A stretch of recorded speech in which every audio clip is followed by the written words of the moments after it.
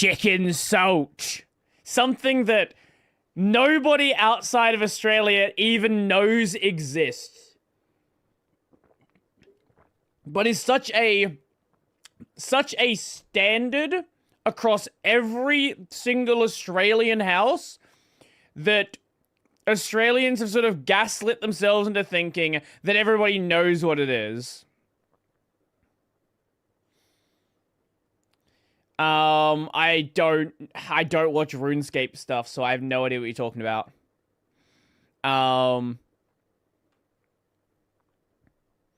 Is there an article from Phronix on the HDMI thing? I'm not aware of that. Anyway, how chicken salt became Australia's default seasoning. I put chicken salt on everything. I put it on chicken. I put it on fish. I put it on pork. Chicken salt it just fucking goes in everything. It's chicken salt. And it was, I believe originally, I know this brand is, but I believe originally it was made in South Australia. So, yeah, let's have a look at some chicken salt. There's a specific, disorienting silence that falls over an Australian traveller when they're standing in a diner in Ohio or a fish and chip shop Ohio, skibbity riz. in London, and they ask for the one thing that makes sense to them.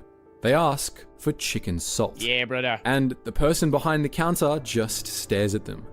For the last 40 years, millions of Australians have operated under a collective delusion. We grow up believing that this fluorescent neon yellow dust is a fundamental constant of the universe. We assume that if you order hot chips or French fries anywhere on Earth, you'll be offered that binary choice.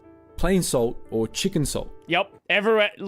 Everywhere should just get on the boat. Chicken salt is offer chicken salt. But as thousands of travelers discover every year, chicken salt is a geographic anomaly. It's a condiment that managed to conquer an entire continent, embedding itself into the national palate so deeply that we put it on everything from roast dinners to dim sims, yet it failed completely to... I don't know why you're putting it on dim sim, but sure, I'd be game. Okay, we'll have a look at that one after this video. Across the ocean. Oh, it was just published. To the rest of the world, the concept is baffling. Sorry, what is sorry, is this chicken salt stubby holders or chicken salt whatever? We're not even going to question that. When they hear the name, they assume it's a literal attempt to dehydrate a bird. As one confused internet user put it, they spent a long time trying to figure out how to make salt out of chickens. Calling it chicken salt is not, okay, is not chicken salt. It's not even chicken flavored salt. It's not even, salt's not even, I don't think salt's even the main ingredient. Probably is, but I don't fucking know. Salt's in there somewhere. Like, it's just a seasoning that goes well on chicken, along with everything else. But here, it's not a joke. It's the secret ingredient in the country's best-selling rotisserie chickens. It's the dust that coats the bottom of the paper bag on a Friday night. Yep. And it's a flavor profile that's savory, slightly sweet, undeniably yellow, and impossible to replicate with standard pantry samples. So, how did this happen? How did a random experiment in a chaotic chicken shop in a small Oh wait, it started in Gola? Okay, I actually didn't know it started in fucking Gola. Okay. Right. Australian town becomes such a big deal? Why is it that this specific mix of spices managed to lock down the Australian fast food market so tightly that plain salt became the alternative option? Yep. And perhaps the most contentious question of all, does this chicken salt actually contain any chicken? No. To understand the invention of chicken salt, you have to understand the culinary landscape of South Australia in the early 1970s. This was an era before the dominance of multinational fast food chains. McDonald's had only just arrived in the country, and the food culture was local, greasy, and it was... What is it? 15-cent hamburgers? Man. Holy shit. Driven by the independent corner store. In the town of Gawler, about 40 kilometers north of Adelaide... Fuck it. Fuck. A I man guess it was still a rural town back then. It's like kind of barely rural, but I guess it actually would have been then. named Peter Brinkworth was running a small empire of poultry. What a He owned lad. a wholesale frozen food business and a retail chicken shop. Peter Brinkworth wasn't a food scientist by any stretch of the term. He wasn't a chef trying to revolutionize Australian cuisine or anything like that. He was just a business owner trying to save some time. In the early 1970s, the process of preparing a chicken for the rotisserie was incredibly inefficient. You had to take the fresh bird and season it by hand using a half dozen different containers. You'd then shake on the salt, shake on the pepper, then you'd add paprika, then maybe some garlic powder or onion powder or celery salt. It was a slow, repetitive process that happened hundreds of times a week. I have never considered making a like roast or rotisserie chicken and just putting chicken salt on it. Now that's an idea. Brinkworth looked at this assembly line of shakers and decided it was, in his own words, a bit silly. He wanted a single blend. He wanted one bucket that he could reach into, grab a handful of seasoning, and coat the bird in one motion. It needed to provide the saltiness for flavor, the savory depth to complement the meat, and the color to ensure the skin roasted to an appetizing brown rather than a pale gray. So he went into the back of the shop and started mixing. The recipe he developed was what he called a simple, natural thing, but it was chemically brilliant. He mixed salts with onion powder, garlic powder, celery salt, and paprika. The paprika was essential. It provided the reddish-orange hue that would eventually... Why'd you link to Nat's What I Reckon? Yeah, no, I've been... He's done a live comedy show before. I've seen him in person.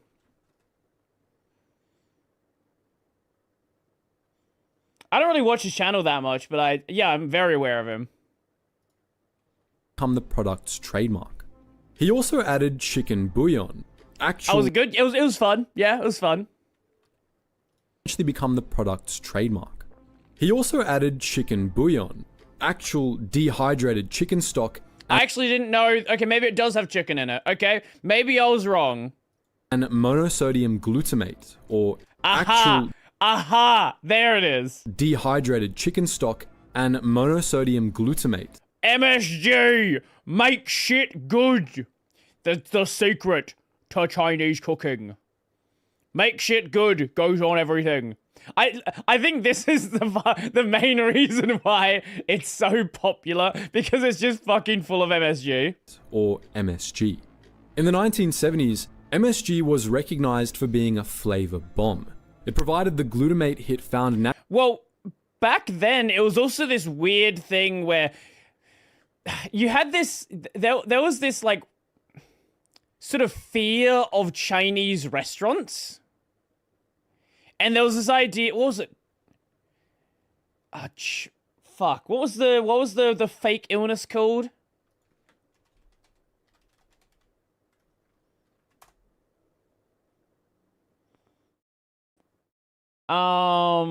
Chinese restaurant syndrome. Yeah. It was basically just a guy that hated the Chinese, that wanted people to hate Chinese food, and basically created this hoax around MSG being this, like, dangerous substance that you shouldn't eat. Naturally in tomatoes and cheese, amplifying the savory notes of the chicken fat as it rendered down. Yeah, that's why it happened. 1968, in the New England Journal of Medicine.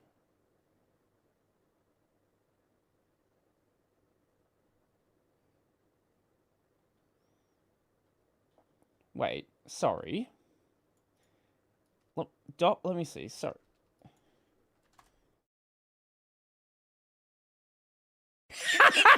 You wanna know what's even better? The guy who did it was a Chinese American. So it wasn't even just like a white guy that hated this idea. It was actually like it was a Chinese American guy. And basically all of the research on it was complete bullshit. Brinkworth called his creation chicken salt for the most literal reason possible. It was salts intended for chickens. It was never actually meant to be a product for the public. Rather, it was an industrial efficiency hack, a tool to make his staff's life easier and his chickens taste consistent. But Brinkworth also ran a wholesale business. He supplied fresh and frozen chickens to fish and chip shops and other takeaway joints throughout the northern suburbs, places like Elizabeth and Salisbury. When he delivered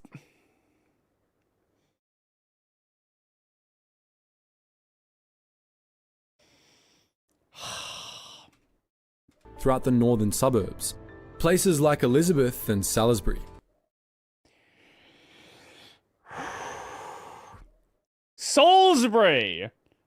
Salisbury, not fucking. What is it? What is fucking? Someone's got to call him out on that, surely.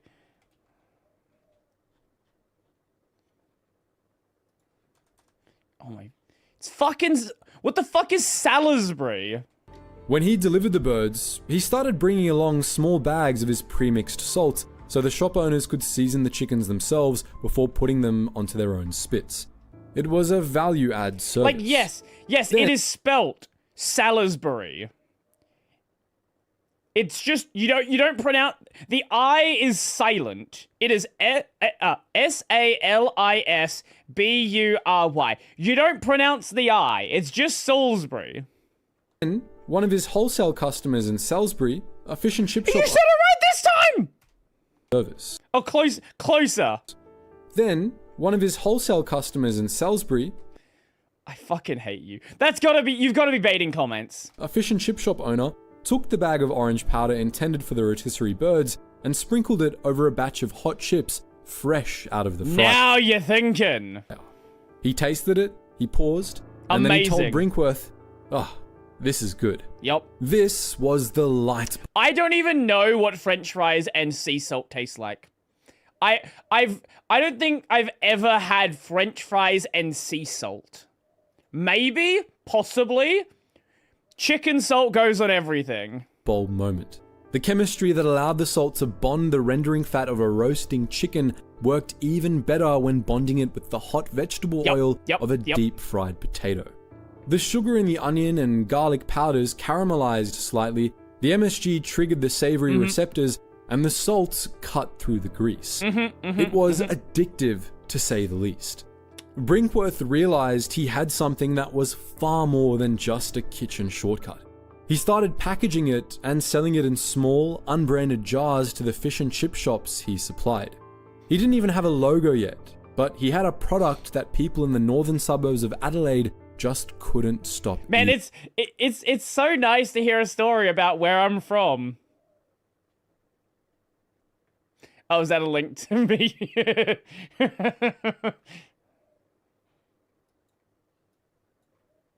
Silent. It is S-A-L-I-S-B-U-R-Y. You don't pronounce the I, it's just Salisbury. One of his wholesale customers in Salisbury, a fish and chip shop. You said it right this time! Service. Oh, close. It spread through word of mouth among small business owners. One shop would start using it, their chips would taste better, and the shop down the road would have to scramble to find out why. But Peter Brinkworth was a retailer, not a manufacturer. His focus was on his shop and his wholesale deliveries. Mixing spices in bulk is a dusty, difficult logistical challenge, and as the 1970s came to a close, the demand for this chicken salt was beginning to outstrip his ability to produce it in a back room. While Peter Brinkworth was experimenting in Gawler, another family was building a different kind of food legacy in South Australia. Elia and Trianka Mitani had arrived in Australia in 1954. Like many migrants of that era, they came with a young child, their son Tass, and a desperate work ethic. They started with a market garden, growing the produce that fed the state before progressing into food retailing. By the late 1970s, the Mitani family had established themselves as innovators in the South Australian food scene. They'd moved from growing food to selling it, and finally to manufacturing it. They were looking for products that could be scaled, products that could move beyond a single storefront and into the national supply chain. In 1979, the paths of Peter Brinkworth and the Mitani family crossed as Brinkworth was looking to sell his business and the Mahtani family was looking to buy. The sale of the business in 1979 included the recipe for chicken salt. Brinkworth would eventually move on to other things. For the Mahtani group, however, it was the beginning. Yeah, this is still like the most popular manufacturer of chicken salt. There are other companies that make it because it's a pretty simple combination, but this is still the most popular brand to buy. Empire. The Mahtani family recognized that they had acquired something unique, but they also recognized that for this product to work on a mass scale, it had to evolve. They pioneered the commercial production of chicken salt. They took it out of the plastic bags and unbranded jars of the wholesale trade and gave it a professional identity. They developed the distinctive packaging that would eventually become a familiar sight in pantries across the state. But their most critical move was embedding the product into the industrial food supply chain of Australia. Mahtani wanted to sell salt to the companies that sold food to you. They built relationships with major food manufacturers and quick service restaurant chains.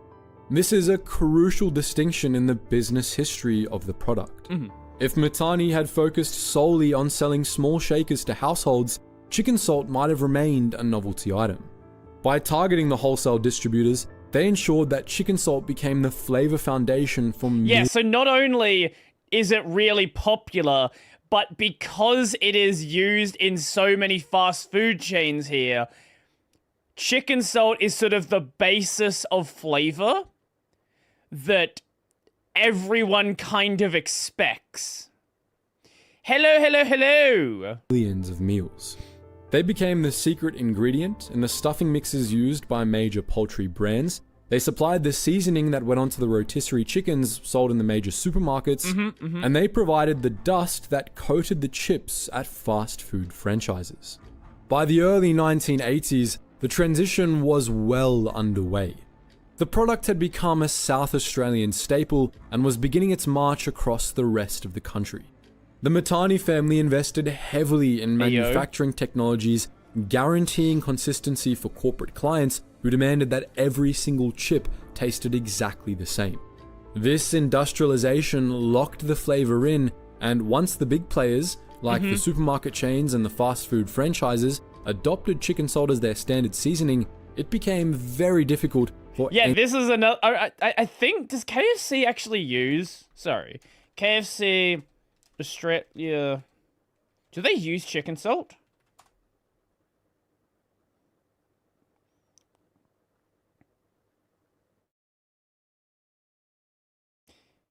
Yeah, so KFC in Australia actually uses chicken salt as well. So our KFC tastes entirely, at least the chips, taste entirely different to most of the rest of the world. Any other flavor profile to compete.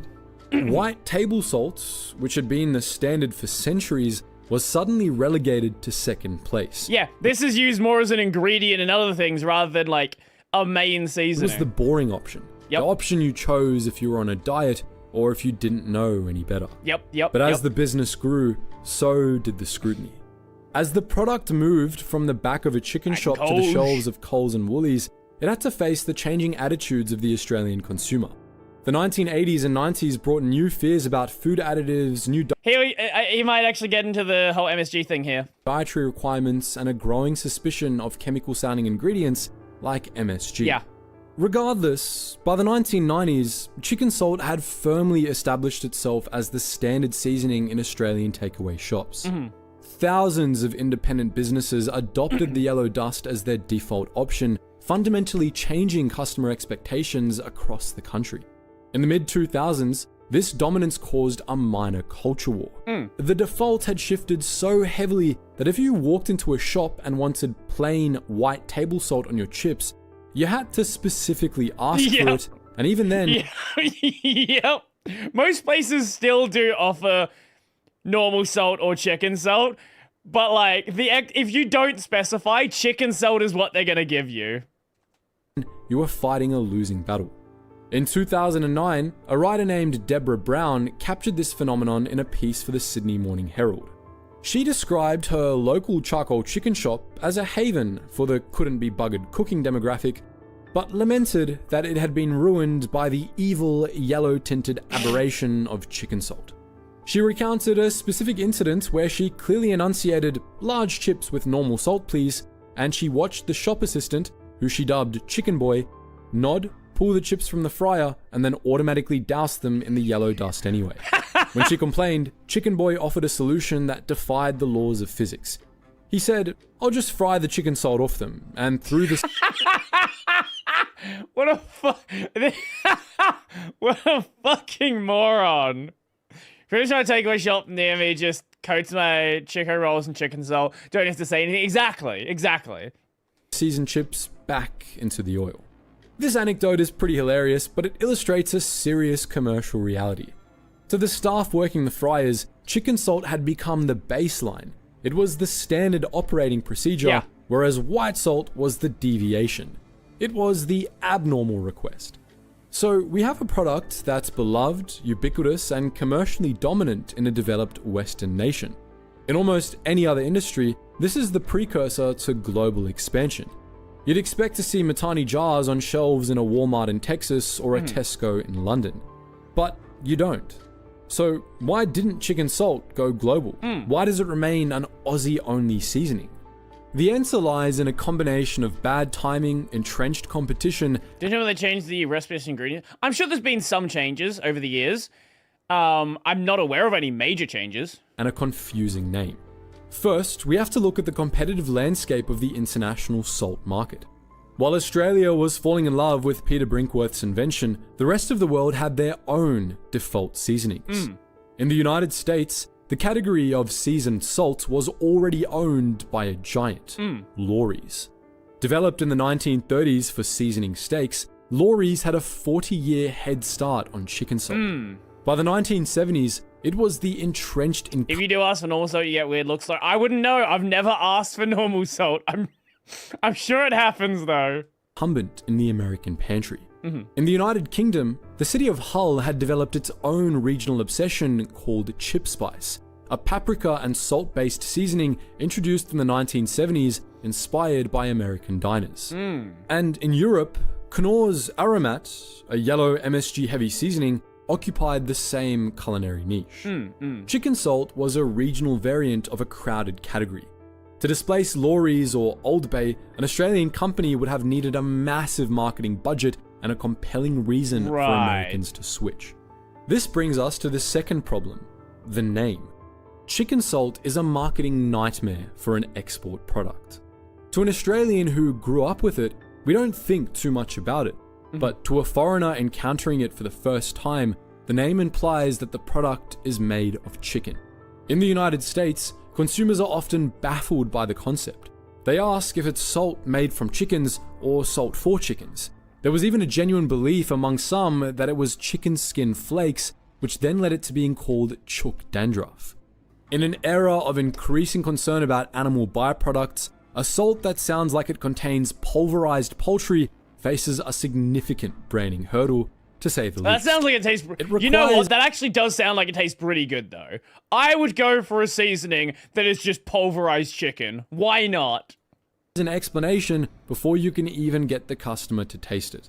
Finally, there's the structure of the business itself. Matani and the other Australian manufacturers were focused on domestic saturation. They were family-owned businesses supplying local logistics networks. They weren't global conglomerates with the infrastructure to force a new flavor profile onto international shelves. The export market was never the primary goal. The goal was to be the secret ingredient in every roast chicken sold in Woolies, and they achieved that. The result is a closed loop. Chicken salt exists in Australia because the infrastructure of the takeaway shops supported it.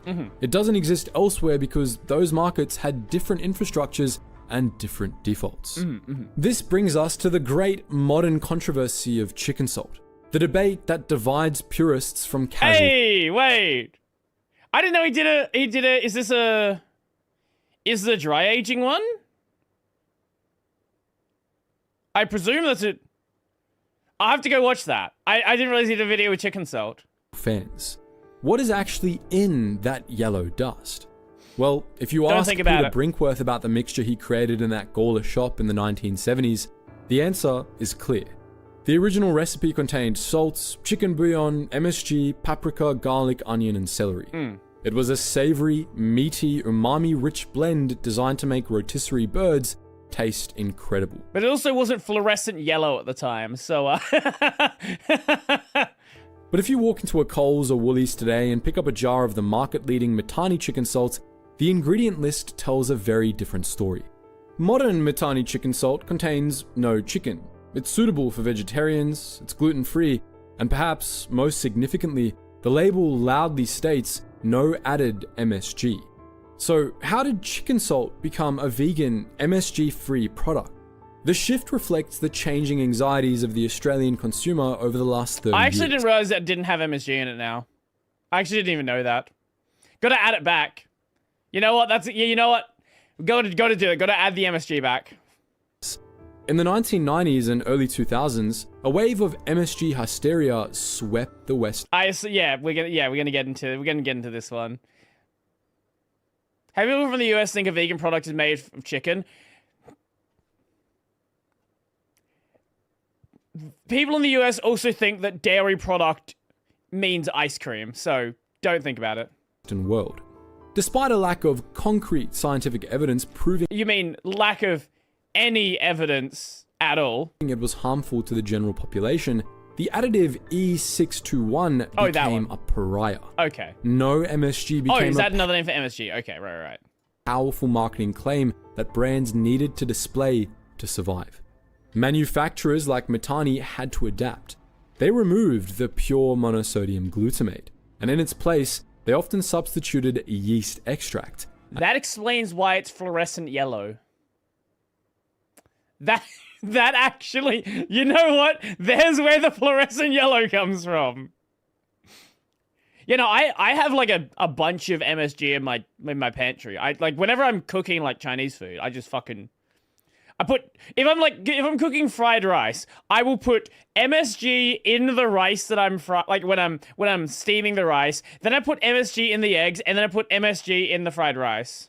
A natural source of glutamates that provides a similar savory umami hit, but looks friendlier on the label. I see. They also removed the chicken. This was likely a combination of cost, shelf stability, and the desire to broaden the market. By making the product vegetarian and halal certified, they ensured that chicken salt could be eaten by almost anyone, regardless of dietary restrictions. Okay. Peter Brinkworth, now in his 80s, still makes the original recipe in his home kitchen.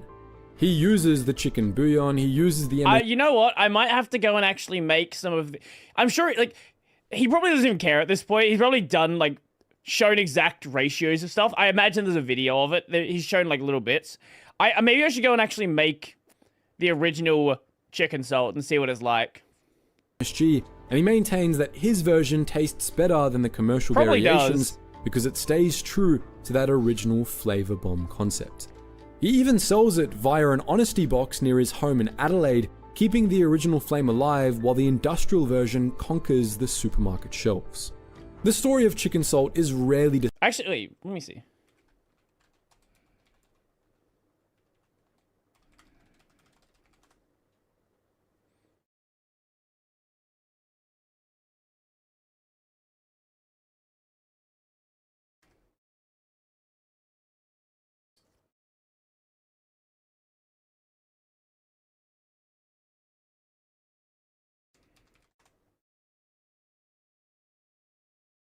Oh, and apparently there are companies that do make the OG recipe.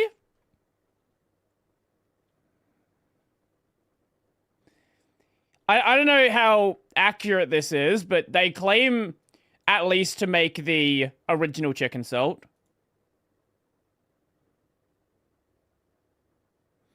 And this is actually made in the UK. Okay, sure. discussed as a business case study, but it should be. Put some Maggi seasoning, aka liquid MSG, on my board. Do you know what? It's always... It was really, really weird when I found out that apparently Maggi seasoning is really popular in Chinese households. It's a perfect example of path dependence. the economic theory that explains why we keep using QWERTY keyboards or why train tracks are a specific width. Once a standard is set, once the default is established, it becomes incredibly difficult to dislodge. In the case of Australian fast food, Peter Brinkworth set the standard in the 1970s because he was tired of using 5 different shakers. The Matani family locked that standard in by building an industrial supply chain that made it easier for shop owners to buy the yellow dust than to mix their own. The result is a culinary monopoly that exists almost nowhere else in the world. Today, the legacy of that decision is visible in the sheer cultural weight the product carries. It's moved beyond being just a condiment. It's become a signifier of identity. We see this in the way it's being reclaimed and elevated. After you taste the original recipe, you'll never taste the mass-produced one the same again. Yeah, probably. In New York, Australian expats have opened cafes that serve high-end versions of the salt. In Melbourne, trendy bars have experimented with chicken salt margaritas. Shut the fuck up. It's even entered the world of high art, or at least the film festival circuit. In 2022, the documentary Salt of the Earth premiered at the Adelaide Film Festival. It was also screened in Egypt, the Czech Republic, France, and the United States, winning Best International Documentary at a festival in Florida. For Peter Brinkworth, the man who started it all, this late-stage fame is baffling. He's an octogenarian who spends his time making jam. When his grandson told him recently that he was a national icon, Brinkworth just laughed. To him, it was just the way to season a chicken. What a lad. But his grandson was right. If Brinkworth hadn't sold the recipe to Matani in 1979, or if Matani had decided to focus on oregano instead, the default taste of the Australian childhood would be completely different. Instead, because of one transaction 40 years ago, an entire continent is addicted to a savory, yellow, vegetarian chicken salt. But what do you think? Is chicken salt the greatest seasoning on earth? Are there any weirdos here who didn't like it growing up? And for the international viewers... I actually do know someone who doesn't like it. They call it bogan salt. Mate, it's the fucking flavour. If you've tried it, did it live up to the hype? Or did Yes, it just taste like correct. salty soup mix? Let us know all that and more in the comments section below. I've never had the original, but I can say the mass-produced version, very good. And as always, guys, thank you so much for watching, and stay curious. I can very much say that the mass-produced version is really good, so presumably the OG version is also really good as well.